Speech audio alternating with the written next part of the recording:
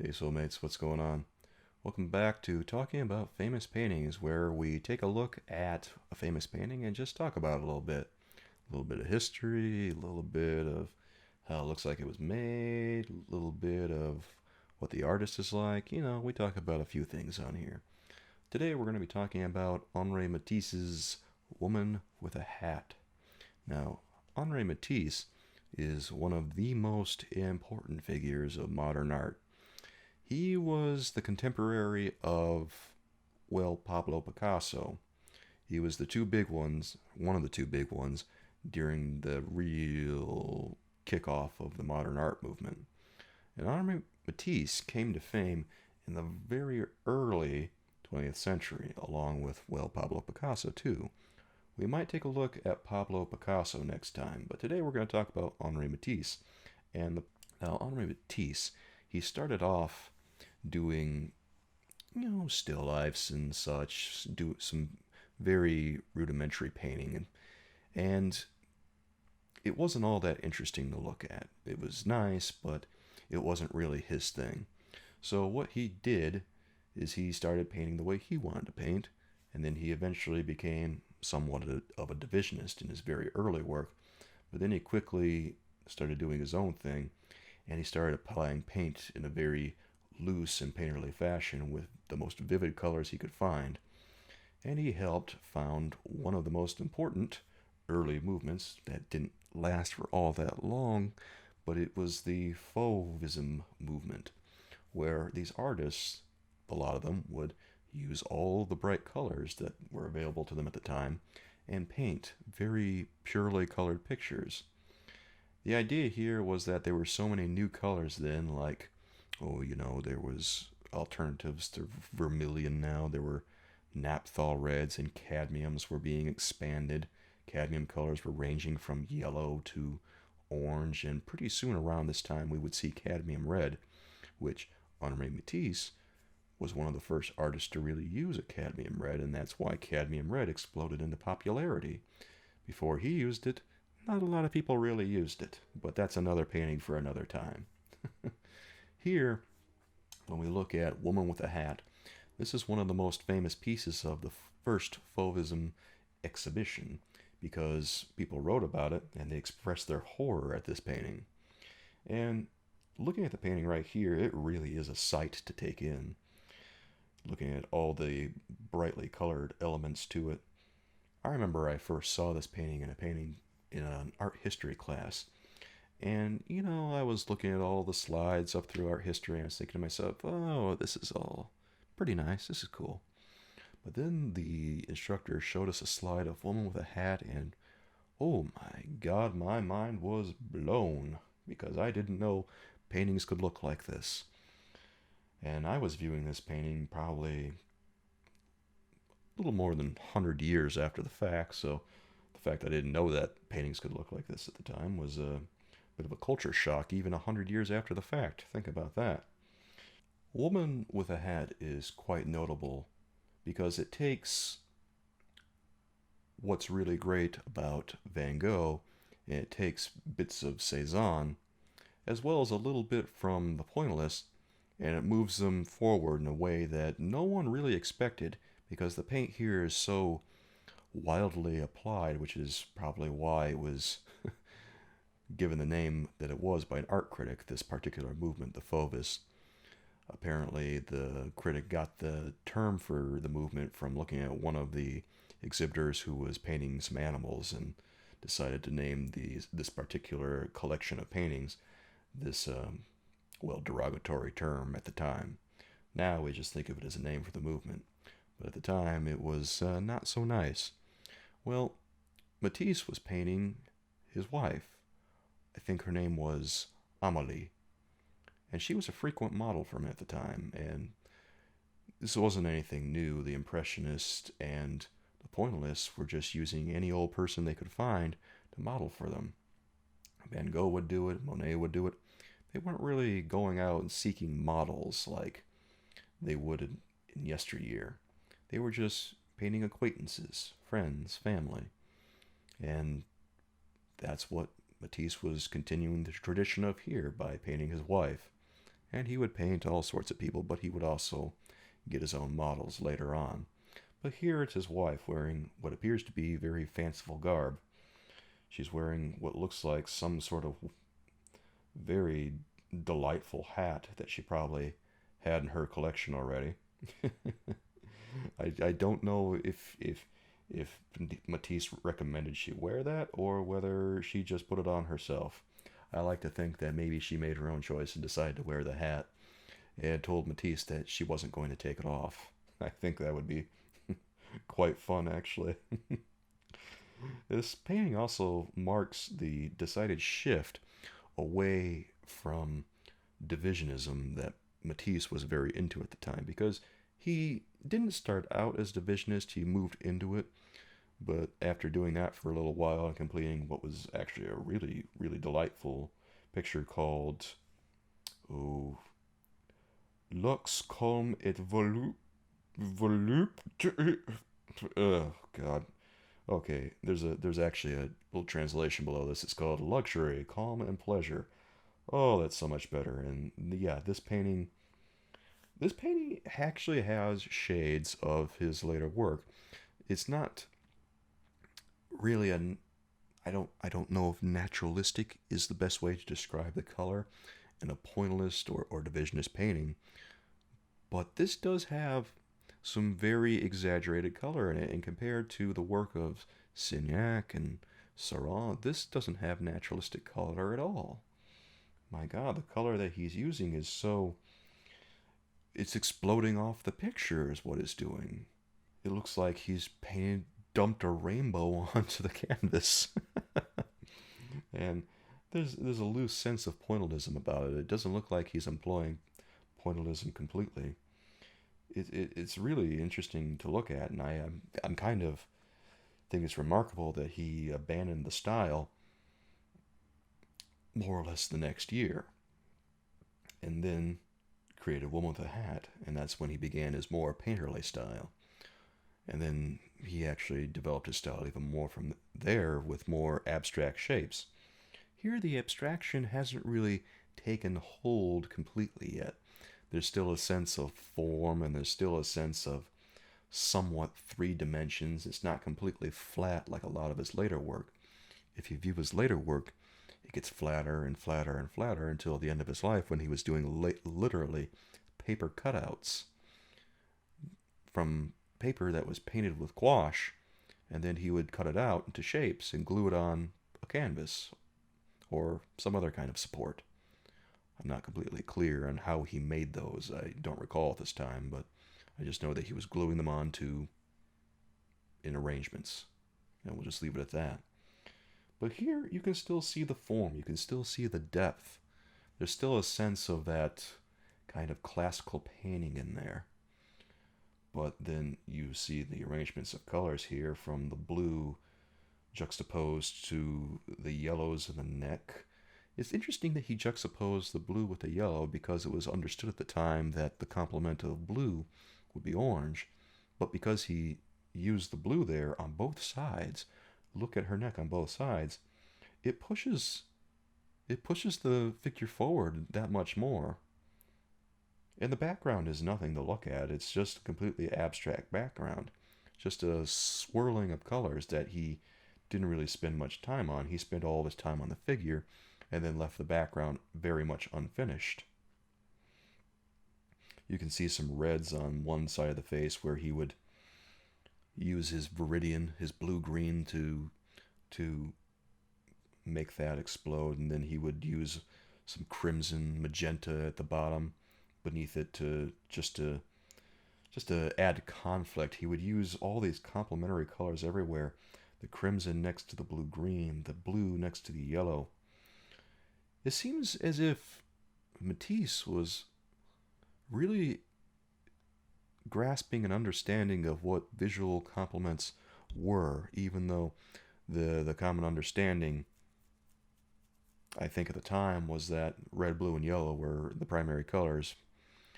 But I'm not going to stand firm on that. I may be incorrect there. It's just remarkable to see him doing this. And I am doing kind of the same thing. playing around with visual complements and everything 100 years, well, over 100 years after he did. To me, that's amazing. I look at the way he's employing all these complements and things in the face. It seems like he's haphazardly using all these colors. He would use what looks like vermilion right next to the viridian, and then he would switch right to the crimson. So I don't think that he was necessarily thinking about that particular thing very hard. I think he was just thinking in terms of, I need a red, and then he would put a red there, and then just any old red would do. And I have some hesitation in thinking about things that way, but it kind of feels like Matisse was really just feeling his way through this. Because you look at the arrangement of a lot of the colors, and it just seems like there's not really a rhyme or reason to it necessarily. Maybe he's trying to paint something, but maybe he's also trying to... Is he trying to paint an impression? Because if he is, he's not really painting all the colors that are actually there. Do we really think that his wife's hat is such a stark blue color? Maybe. I don't know. It looks like it matches her dress, so maybe it was. But also, is she really all this green? Is everything so green around her? Maybe. I don't think so. Naturalistic color wasn't really the point here. I think the point was form and value.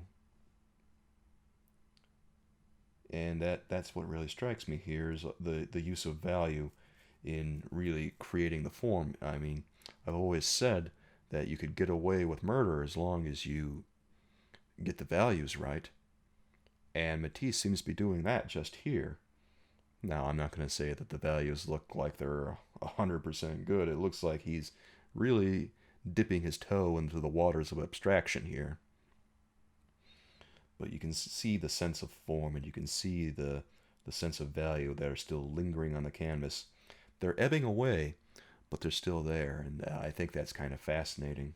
If we take a closer look at the canvas here, we can see the shades of all the colors that he used. They're all very roughly applied. You can see bare canvas in a few areas, especially in the background. This is something that Matisse did a lot. He would very frequently leave just exposed canvas there. Now, it was primed and everything, but it was still exposed.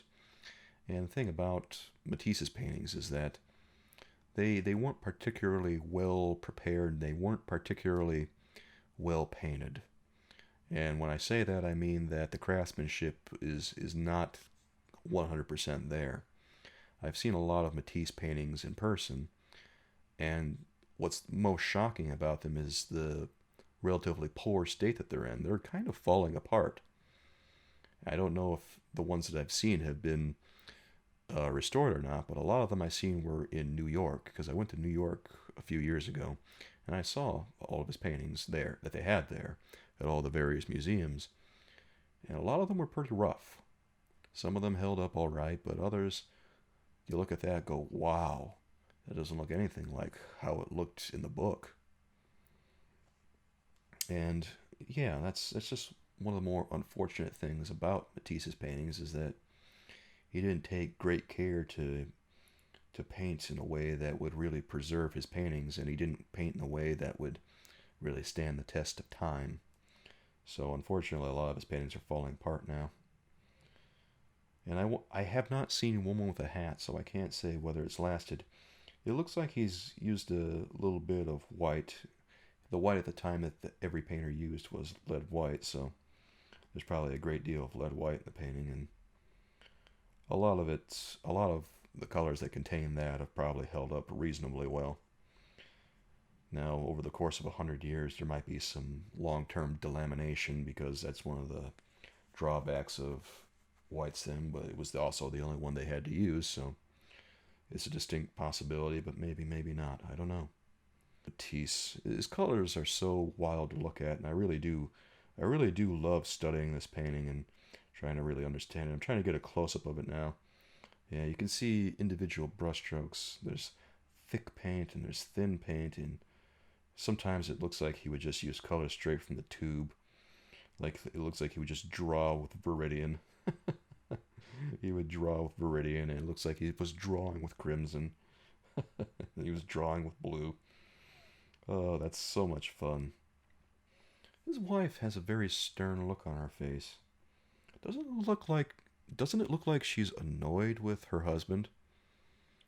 Is she annoyed because he showed her this canvas and the way that she looks and she hated the way that he made her look? Does she hate the strange complexion she's taken on? Does she hate the way that he has so crudely painted her? It's almost a look of, are you almost finished yet? I'm very tired, or maybe there's a hint of disappointment in there. Like she wishes she could be done with this, and she wishes her father, or not her father, what am I saying? Her husband were doing anything else at the moment. Maybe they didn't have a lot of money. Maybe they didn't have a lot of money, and maybe that's why she appears to be so annoyed. She wishes Henri would go out and do something else with himself. The sense of form really gets lost at her hand, because you see that he's trying to paint a hand there, but there's no fingers or anything. It looks like it's just part of like the top part of her hand, kind of sneaking out from under her garment there. He didn't spend any time on that hand hardly. He just kind of suggested it was there and then moved on. So it's like he went from being a pointillist who was a stickler about drawing form and retaining form, and then did a complete 180, and then decided to take things back to almost to the Impressionist, where they would lose a sense of form, but then he decided to go further. And then he used that loose sense of paint and painted something stranger than anyone had ever seen ever before. This painting fascinates me even to this day. I know the hand looks like Garbo, but there's just something about this painting that's kind of haunting. That look of the figure, it haunts me in a way, kind of like Seurat's Sunday Afternoon. His later work is similar, but also much different than this, because he would play around with more and more abstract imagery. He would do landscapes that still use some of the divisionist concepts, but he would still paint in a very broken and colorful way that was completely not naturalistic at all. And then he would paint still lifes that had even looser senses of form, an even looser sense of form than Woman with a Hat does. Later on in his career, he became even more abstract, and well, he would experiment with other design concepts.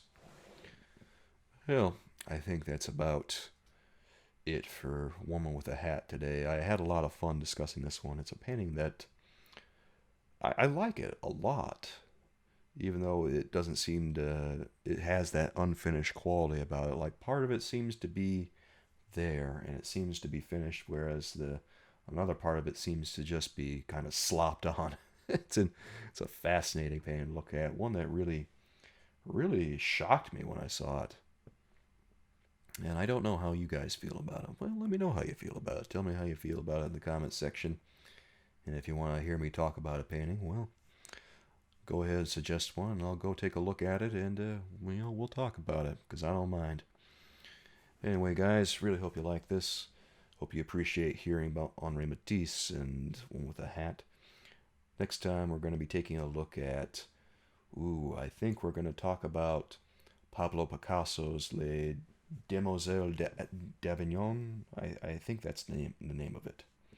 Yeah. It's his first cubist piece. Les Demoiselles d'Avignon. It's something like that. My pronunciation is terrible. I apologize for my French. Always and forever. Well, it's just the young ladies of Avignon, or the brothel of Avignon.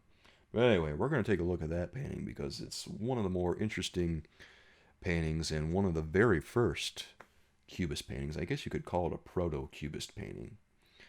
And anyway, we're going to take a look at that. We'll talk about that, and we'll see what the relevance of it is to art history. Remember that Henri Matisse was very influential to Picasso, and vice versa. They were friends. They were very friendly, and they kind of loved each other's paintings. One funny thing, I think that Pablo Picasso's son thought that Henri Matisse was a better artist. Oh, that's a treat to think about.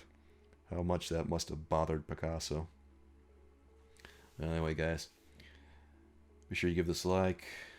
And if you support what I do, subscribe today, because I'd love to have you. And I'll be back soon with that Pablo Picasso painting. Till next time, with love from me to you. Bye-bye.